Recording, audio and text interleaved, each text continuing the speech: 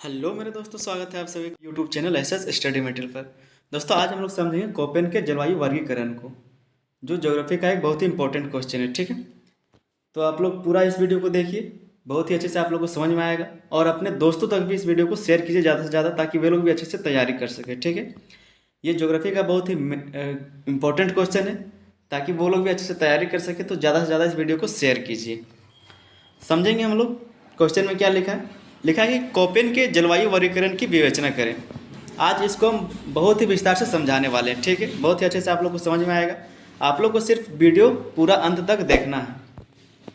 अगर चैनल पर नए हैं तो चैनल को सब्सक्राइब कर लीजिए, और वीडियो अच्छा लगे तो वीडियो को लाइक कीजिएगा। ठीक है, और अपने दोस्तों तक शेयर करना ना भूलें। समझते हैं क्या लिखा है। ठीक है, लिखा है कोपेन का विश्व की जलवायु का वर्गीकरण मात्रात्मक तथा अनुभाविक है। ठीक है, क्या है कि कोपेन का जो विश्व जलवायु का वर्गीकरण है वह मात्रात्मक और अनुभाविक है। कोपेन द्वारा जलवायु का वर्गीकरण सर्वप्रथम सन 1918 में प्रस्तुत किया गया, जिसका आधार संसार के वनस्पति प्रदेश थे। कोपेन द्वारा जो है जलवायु का वर्गीकरण सबसे पहले 1918 में प्रस्तुत किया गया था, जिसका जो आधार था वो था वनस्पति प्रदेश। आगे लिखा है कि उन्होंने अपने वर्गीकरण को कई बार संशोधित किया। प्रस्तुत वर्गीकरण का अंतिम स्वरूप सन 1931 में तैयार हुआ। क्या है कि जो वर्गीकरण कोपेन द्वारा दिया गया था, जलवायु वर्गीकरण, उसको कई बार संशोधित किया गया था। ठीक है, इसका जो अंतिम स्वरूप है वो 1931 में दिया गया था, तैयार किया गया था। इसी में आगे लिखा है कि कोपेन के मौलिक वर्गीकरण का अंतिम संशोधित प्रारूप, क्या है कि मौलिक वर्गीकरण का अंतिम संशोधित प्रारूप सन 1953 में प्रकाशित हुआ, जो कोपेन गीगर पोल के वर्गीकरण के नाम से अत्यधिक लोकप्रिय है। ये जो क्या है कि मौलिक वर्गीकरण का जो अंतिम संशोधित प्रारूप किस वर्ष लाया गया था? 1953 में। ठीक है, जो किसके नाम से फेमस है? कोपेन और गीगर पोल के वर्गीकरण के नाम से अत्यधिक लोकप्रिय है।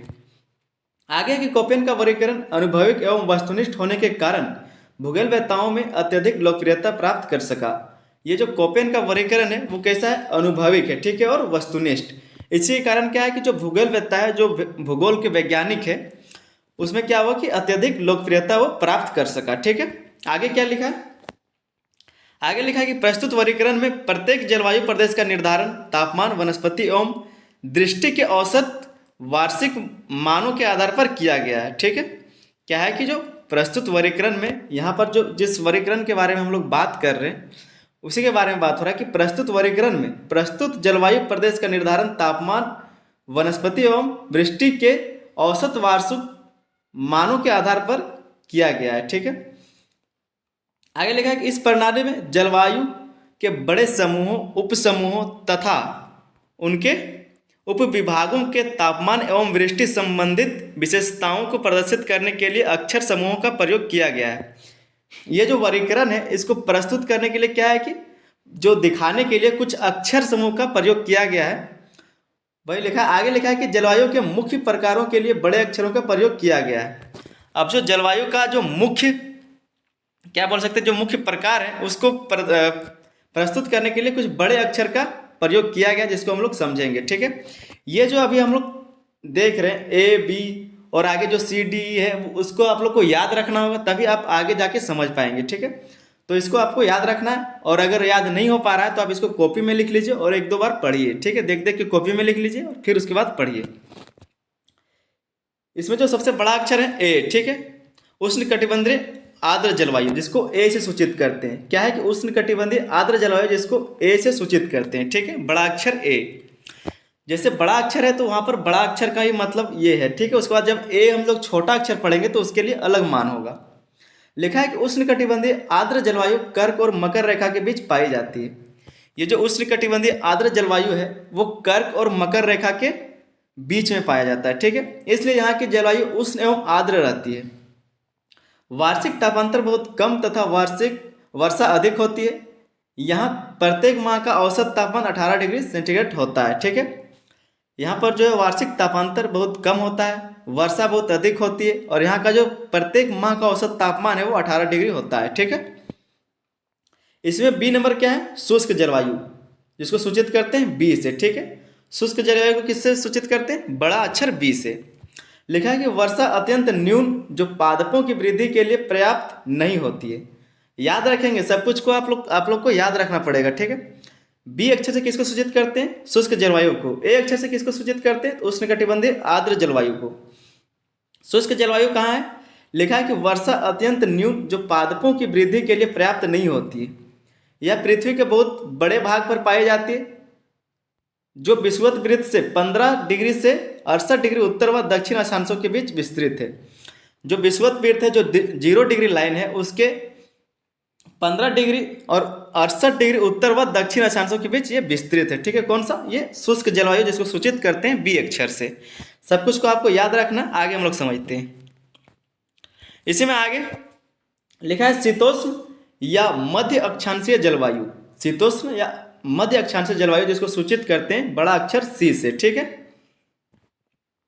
लिखा है कि मध्य अक्षांशीय जलवायु 30 डिग्री से 50 डिग्री अक्षांशों के मध्य, मुख्यतः महाद्वीपों के पूर्वी और पश्चिमी सीमांतों पर विस्तृत है। ये जो आपका मध्य अक्षांशीय जलवायु है, जिसको सी से, बड़े अक्षर सी से सूचित करते हैं, वो आपका कहाँ? मध्य अक्षांशीय जलवायु 30 डिग्री से 50 डिग्री अक्षांशों के मध्य, मुख्यतः महाद्वीपों के पूर्वी और पश्चिमी सीमांतों पर विस्तृत है। ठीक है, अब हम लोग समझेंगे शीत हिम या वन जलवायु को। शीत हिम वन जलवायु, जिसको सूचित करते हैं बड़े अक्षर डी से। ठीक है, क्या लिखा है कि शीत हिम वन जलवायु उत्तरी गोलार्ध में, उत्तरी गोलार्ध का बात हो रहा है। ठीक है, विषुवत वृत्त के ऊपर का बात हो रहा है। लिखा है कि उत्तरी गोलार्ध में 40 डिग्री से 70 डिग्री अक्षांशों के बीच यूरोप, एशिया और उत्तर अमेरिका के विस्तृत महाद्वीपीय क्षेत्रों में पाई जाती है। कहाँ पाया जाता है? तो आपका यूरोप, एशिया और उत्तर अमेरिका के विस्तृत महाद्वीपीय क्षेत्रों में पाया जाता है। कहाँ पर? 40 डिग्री से 70 डिग्री अक्षांशों के बीच। ठीक है, आगे समझते हैं। आगे लिखा है ध्रुवीय जलवायु। ध्रुवीय जलवायु को किससे सूचित करते हैं? बड़ा अक्षर ई से। इसका मतलब क्या होता है ध्रुवीय जलवायु का? ध्रुवीय जलवायु 70 डिग्री अक्षांश से परे ध्रुवों की ओर पाई जाती है। अब जो है आपका 70 डिग्री जहाँ पर खत्म होता है, उसके बाद जो ध्रुव अक्षांश है, जो वहाँ पर ध्रुव है, जहाँ पर बर्फ जमा हुआ है, उधर ये पाया जाता है। ठीक है, ध्रुवीय जलवायु पृथ्वी पर। आगे क्या लिखा है कि समूह के लिए 2 और बड़े अक्षरों का प्रयोग किया गया। अब ये जो समूह है, इसके लिए 2 और बड़े अक्षरों का प्रयोग किया गया है, जिसको एस और डब्ल्यू से सूचित किया जाता है। ठीक है, समझते हैं इसको। क्या लिखा है? लिखा है कि एस आर्द्र शुष्क, एस जो है वो आपका आर्द्र शुष्क है। ठीक है, यहाँ पर आप लोग देख पा रहे हैं कि एस जो है वो आर्द्र शुष्क है, जिसको स्टेप्स बोला जाता है, और डब्ल्यू है आपका शुष्क, जो मरुस्थल पर उपयोग किया जाएगा। ठीक है, जो मरुस्थल के लिए उपयोग किया जाएगा वो डब्ल्यू है। जो आर्द्र शुष्क के लिए उपयोग किया जाएगा वो आपका बड़ा अक्षर एस है। उसके बाद लिखा है कि जैसे बी एस तथा बी डब्ल्यू। अब हम लोग बी को समझेंगे। बी में क्या लिखा है? बी का मतलब होता है बड़ा अक्षर बी का मतलब शुष्क जलवायु। ठीक है, तो शुष्क जलवायु के साथ एस है। एस किसको बोलते हैं? आर्द्र शुष्क को। तो ये आपका क्या हो गया? आर्द्र शुष्क जलवायु। ठीक है, लेकिन जहाँ पर डब्ल्यू का हम लोग यूज करेंगे, वहाँ पर क्या होगा? मरुस्थल के लिए। जहाँ पर बोला जा रहा है कि बी और डब्ल्यू, तो बी का मतलब तो शुष्क होता ही है, लेकिन ये जो शुष्क है वो आपका मरुस्थल के लिए यूज होगा। ठीक है, जैसे आपका देखिए यहाँ पर दिया हुआ एस। ठीक है, बड़ा एस दिया हुआ है, लेकिन इसका यूज कैसे होगा? जैसे बी एस तथा बी डब्ल्यू में। ठीक है, तो यहाँ पर जब बी एस है, बी का मतलब तो शुष्क जलवायु होता है, तो जहाँ पर शुष्क जलवायु है, लेकिन एस जो आपका यहाँ पर दिया वो आर्द्र शुष्क के लिए है, तो अगर हम लोग बी एस के बारे में बात करेंगे तो वो क्या हो जाएगा? आर्द्र शुष्क। लेकिन अगर डब्ल्यू के बारे में बात करेंगे, बी डब्ल्यू के बारे में, तो वो आपका हो जाएगा मरुस्थल के लिए, तो वो आपका मरुस्थल के लिए काम आएगा। ठीक है, आगे समझते हैं। आगे क्या लिखा है कि छोटे अक्षरों से जिन दशाओं का बोध होता है वे निम्नांकित है। अब जो छोटे अक्षर से जिनका बोध होता है, छोटे अक्षर से हम जिसको समझेंगे, जिसको कोपेन द्वारा दिया गया है, उसको हम लोग समझेंगे कि क्या क्या उससे बोध होता है। ठीक है, यहाँ पर लिखा है आर्द्र जलवायु। आर्द्र जलवायु को किससे सूचित करते हैं? एफ से, छोटा एफ से। ठीक है, लिखा है कि वर्ष के प्रत्येक माह में वृष्टि होती है। वर्ष के प्रत्येक माह में वृष्टि होती है, किसमें? आर्द्र जलवायु, जिसको सूचित करते हैं छोटे एफ से। उसके बाद लिखा है कि शुष्कतम महीने में अल्पतम वृष्टि की मात्रा 6 सेंटीमीटर होती है। जब शुष्कतम महीना आता है, जब शुष्क महीना आता है, तो वहाँ पर सबसे कम वृष्टि का जो मात्रा है वो 6 सेंटीमीटर होता है। आगे लिखा है कि इस छोटे अक्षर का प्रयोग बड़े ए और बड़े सी तथा बड़े डी के साथ होता है। यहाँ पर जो आप छोटा एफ देख रहे हैं वो आपका किसके साथ होगा? उष्णकटिबंधीय आर्द्र जलवायु, जो बड़ा अक्षर ए से सूचित किया जाता है।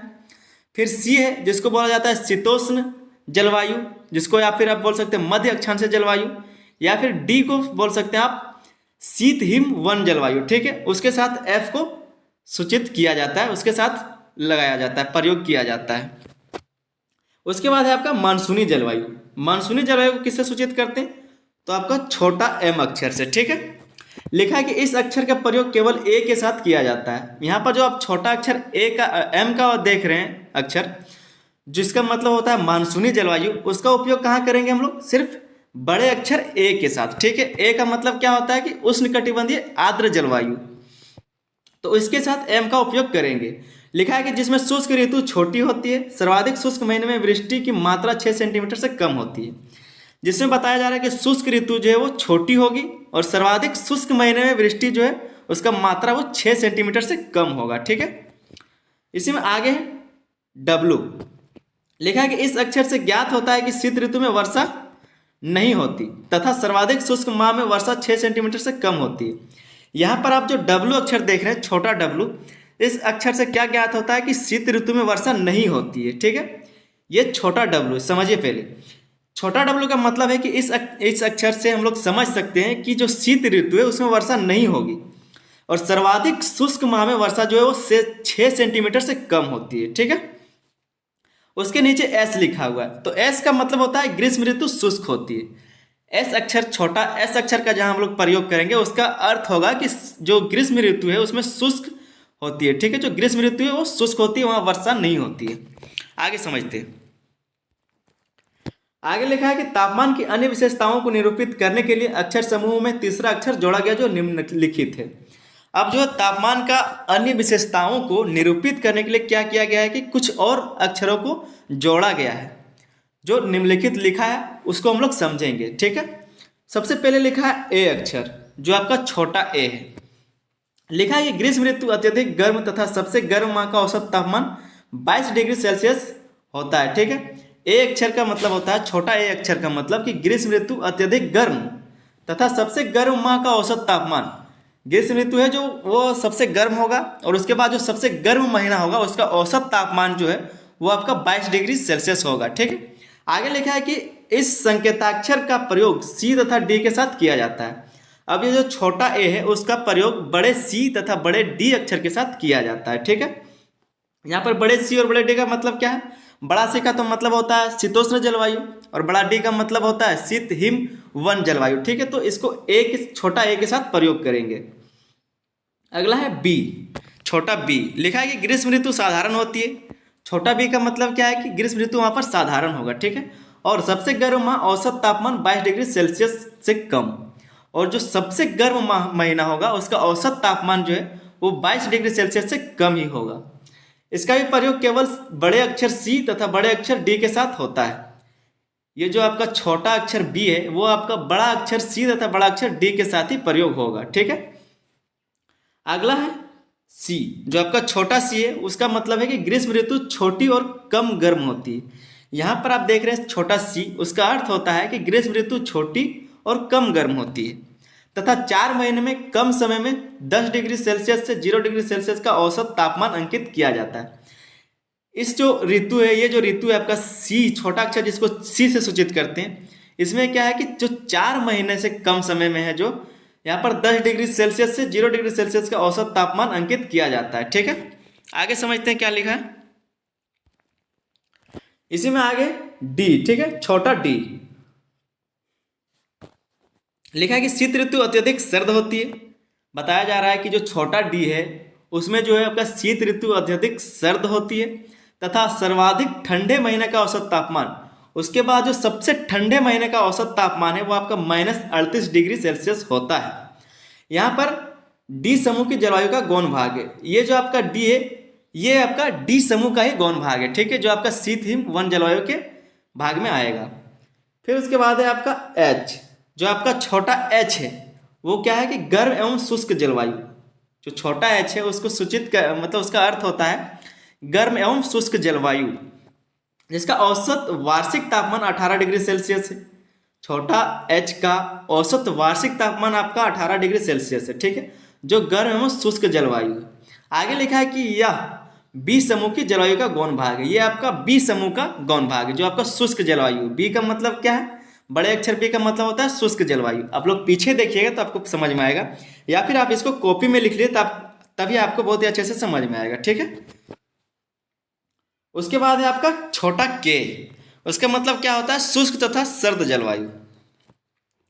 छोटा के का अर्थ है शुष्क तथा सर्द जलवायु। इसका औसत वार्षिक तापमान 18 डिग्री सेल्सियस होता है। छोटा के का अर्थ है शुष्क तथा सर्द जलवायु, और इसका औसत वार्षिक तापमान जो है वो है 18 डिग्री सेल्सियस, ठीक है। यह भी बी समूह की जलवायु का गौण भाग है। और जो छोटा के है ये भी आपका बी समूह का ही गौण भाग है, ठीक है। बी का मतलब फिर से आप समझ लीजिए शुष्क जलवायु का ही भाग है। आगे लिखा है कि अब ए प्रकार की जलवायु को 3 प्रकारों में बांटा जाता है।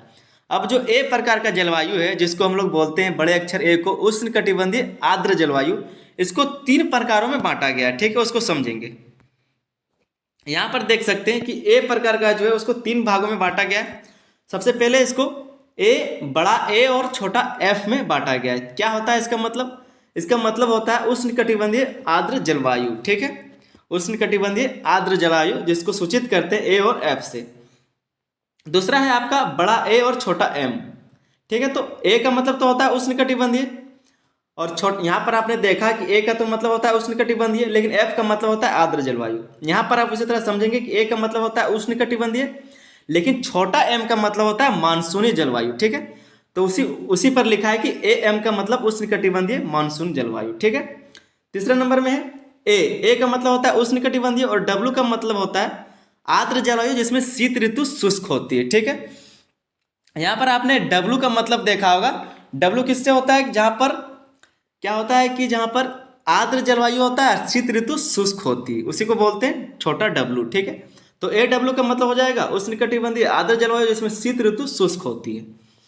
इसी प्रकार क्या है कि बी प्रकार की जलवायु को 2 प्रकारों में बांटा जाता है। अब जो बड़ा अक्षर बी है उसको 2 प्रकारों में बांटा गया है, ठीक है। किसमें? सबसे पहला है बी, बड़ा अक्षर बी और छोटा एस एच। तो बी का मतलब तो क्या होता है? बी का मतलब होता है शुष्क। बी का मतलब तो शुष्क होता है। और एस का मतलब क्या होता है? यहाँ पर आप लोगों ने अगर नहीं समझ पाया तो इसीलिए आपको कॉपी में लिख लेना पड़ेगा, ठीक है। कॉपी में लिखिए तभी आपको तुरंत समझ में आएगा। एस का मतलब होता है आपका ग्रीष्म ऋतु, जिसमें शुष्क होता है, ठीक है, जिसमें आपका ग्रीष्म ऋतु शुष्क होता है। और एच का मतलब क्या होता है? एच का मतलब होता है गर्म और शुष्क जलवायु। तो यहाँ पर बताया जा रहा है कि बी एस एच, इसका मतलब होगा कि उपोष्ण कटिबंधीय स्टेपी शुष्क, ठीक है, स्टेपी शुष्क होगा। इसमें दूसरे नंबर पर दिया है बड़ा अक्षर बी और छोटा अक्षर डब्ल्यू एच। इसमें हो जाएगा आपका उपोष्ण कटिबंधीय मरुस्थल जलवायु, ठीक है। इसी तरह से आपका जो बड़ा अक्षर सी है उसको सी प्रकार के जलवायु को 4 प्रकारों में बांटा जाता है। अब जो आपका बड़ा अक्षर सी है उसको 4 प्रकार में बांटा गया है। पहला क्या है? बड़ा अक्षर सी और डब्ल्यू ए। इसका मतलब होता है आर्द्र उपोष्ण कटिबंधीय जलवायु, ठीक है। फिर है आपका दूसरा नंबर बड़ा अक्षर सी और एस, जिसका मतलब होता है भूमध्य सागरीय जलवायु। क्या होता है? भूमध्य सागरीय जलवायु। आगे समझते हैं। आगे आपका लिखा है तीसरा नंबर में सी एफ ए, जिसका मतलब होता है आर्द्र उपोष्ण कटिबंधीय जलवायु। चौथा नंबर है सी एफ बी, जिसका मतलब होता है समुद्री पश्चिमी तटीय जलवायु, ठीक है। अब इसी में लिखा है कि डी प्रकार के जलवायु को 2 प्रकारों में बांटते हैं। अब जो बड़ा अक्षर डी है उसको फिर से 2 प्रकारों में बांटा गया है। सबसे पहला क्या है? डी और एफ, जिसका मतलब होता है आर्द्र जाड़ों से युक्त ठंडी जलवायु। डी एफ से किसको सूचित करेंगे? आर्द्र जाड़ों से युक्त ठंडी जलवायु को। दूसरे नंबर पर है डी और डब्ल्यू, जिसका अर्थ होता है शुष्क जाड़ों से युक्त ठंडी जलवायु। शुष्क जाड़ों से युक्त ठंडी जलवायु को किससे सूचित करेंगे? तो डी और डब्ल्यू से। इसी प्रकार बड़ा अक्षर ई की जलवायु को 2 प्रकारों में बांटते हैं। अब बड़ा अक्षर ई जो है उसको 2 प्रकारों में बांटा गया है। पहला क्या है? ई और टी। बड़ा अक्षर ई और छोटा टी, जिसका अर्थ होता है टुंड्रा जलवायु। टुंड्रा जलवायु को आप ई और टी से भी सूचित कर सकते हैं। फिर दूसरे में है ई और एफ, बड़ा अक्षर ई और छोटा एफ, जिसका मतलब होता है हिमटॉप जलवायु, ठीक है। तो ये आपका कोपेन का वर्गीकरण था। बहुत ही अच्छे से आप लोग को समझ में आया होगा। उसके बाद हम लोग समझेंगे कोपेन के वर्गीकरण का आलोचनात्मक मूल्यांकन। अब जो कोपेन के द्वारा जो वर्गीकरण किया गया था उसका जो आलोचनात्मक मूल्यांकन है उसको समझेंगे, ठीक है। क्या लिखा है कि प्रस्तुत वर्गीकरण में तापमान और वृष्टि के आंकड़ों का प्रयोग किया गया है। यहाँ पर जिसको हम लोगों ने अभी समझा उसके बारे में बात हो रहा है कि इसमें जो है इस वर्गीकरण में तापमान और वृष्टि के आंकड़ों का प्रयोग किया गया है। ठीक है, आगे लिखा है कि मौसम के ये तत्व सुगमतापूर्वक नापे जा सकते हैं। ये जो मौसम का तत्व है इसको सुगमतापूर्वक मापा जा सकता है। मौसम के अन्य तत्वों की अपेक्षा इनकी माप विश्व के अधिकांश भागों और सभी मौसम सूचक केंद्रों पर की जाती है। क्या बोला जा रहा है कि मौसम के अन्य तत्वों की अपेक्षा इनकी माप विश्व के अधिकांश भागों और सभी मौसम सूचक केंद्रों पर की जाती है। अतः सांख्यिकीय प्राचलों पर आधारित होने के कारण प्रत्येक जलवायु प्रदेश को यथार्थ रूप में सीमांकित किया जा सकता है। यह आपका कोपेन के वर्गीकरण का आलोचनात्मक मूल्यांकन था। उम्मीद करते हैं कि आप लोग को समझ में आएगा कोपेन का वर्गीकरण। इसको दोस्तों आप लोग ज़्यादा से ज़्यादा अपने दोस्तों तक शेयर कीजिए ताकि वे लोग भी अच्छे से तैयारी कर सके। और आप लोग अगर एक बार में नहीं समझ में आया तो आप लोग दोबारा वीडियो को देखिए और इसको कॉपी में लिख लीजिए ताकि आपको अच्छे से समझ में आए, आप ज़्यादा दिन तक इसको याद रख सके। ठीक है, और चैनल पर नए हैं तो चैनल को सब्सक्राइब कर लीजिए और वीडियो को लाइक करना ना भूलें। मिलते हैं अगले वीडियो में, तब तक के लिए धन्यवाद। जय हिंद।